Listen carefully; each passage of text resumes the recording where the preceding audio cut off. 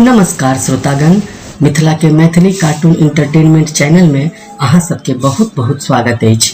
आइ हम अहाँ सबके मनोरंजन के लेल किछु मैथिली जोक कहब। आशा अछि जे अहाँ के जरूर ई पसंद आयत।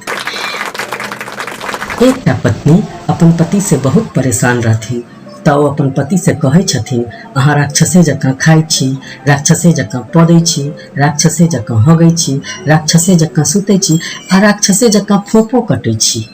परेशान भ गेल हो अहाँ सब। एहिसँ नीक हमरा कोनो राक्षसे से विवाह भेल रहिता, बुझतियै ना जे राक्षसे घर वाला अछि। ई बात सुनिकऽ हुनकर पति कहै छथिन, धुर बकलेलही, अहाँ सब दिन का बकलेले रहि गेलहुँ। कतौ सुनलियै या जे संगोत्री में विवाह होइ छै। फेकन मच्छर दूगो विवाह केलथि। एगो कन्या के नाम फेकनी आ दोसर के नाम ललकी रहे। फेकनी के ओ बड्ड मानै छलखिन आ ललकी के खाली मारे पीटे छलखिन। एक दिन फेकन मच्छर मानव के खून पीबे के लेल भोरे भोर घर से निकलला तऽ साँझ भ गेलै आ ओ एखन धरि वापस घर नहीं अयला। तऽ फेकनी फेकन मच्छर के याद में गीत गेलखिन, रुन्नू झुन्नू रुन्नू झुन्नू कतऽ हेता हे, खाइत पियैत हंसैत बाजैत आबैत हेता हे। तहन लड़की के तामस चढ़ि गेलै तऽ ओ कहलक, रुन्नू झुन्नू कतऽ हेता हे, चट सा कटने हेथिन, पट सा मारने हेतनि, कतौ मरल पड़ल हेता हे। एकटा औरत मुर्गा के दुकान पर मुर्गा खरीदे ले गेलखिन। ओतय ओ दुकानदार से कहलखिन, भाई साहब हमरा दरभंगा के मुर्गा चाहिए। दुकानदार कहलखिन, बहन जी सबटा मुर्गा तऽ एके रंग के छै, कोनो पर नाम तऽ नहीं लिखल छै जे ई फलाना ठामक मुर्गा छै। ओ औरत कहलखिन, भाई साहब अहाँ हमरा मुर्गा दिअ, हम चिन्ह जेबै जे कतऽ के मुर्गा छै। दुकानदार हुनका एकटा मुर्गा देलखिन निकालि कऽ।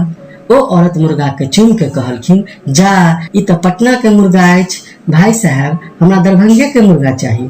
तो दुकानदार हुनका फिर एगो दोसर मुर्गा देलखिन, ओ औरत के देलखिन।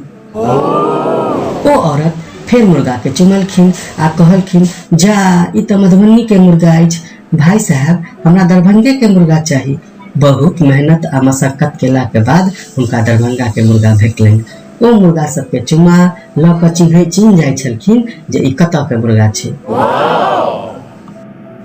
दरभंगा वाला मुर्गा भेटला के बाद वो दुकानदार के पाय देलखिन आ अपन घर दिस विदा भ गेली। 10 डेग चलला के बाद हुनका किछो याद एले। वो पुनः वापस वही मुर्गा के दुकान पर एलखिन आ दुकानदार से पूछलखिन, भाई साहब ओना अहाँ कतऽ से छियै यौ। दुकानदार हुनका कहलखिन जे अहीं बता दिया।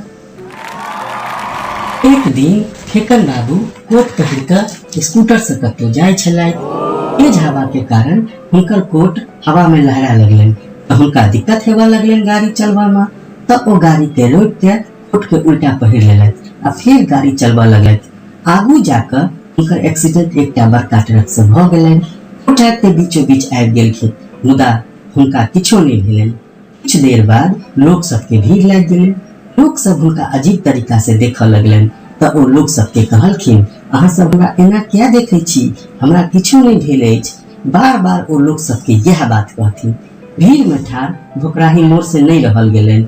ओ फेकन बाबू से कहलखिन, कहू तऽ केहन बात करै छी यौ, पूरा बॉडी घुमि गेल अछि आ कहै छियै जे हमरा किछो नहीं भेल। रुकू रुकू, जाय कतऽ छी। चैनल के सब्सक्राइब करू, लाइक करू, शेयर करू आ घंटी के निशान के सेहो दबाउ ताकि दोसर वीडियो हम बनाएब तो नोटिफिकेशन अहाँ के सबसे पहले पहुंचत। धन्यवाद।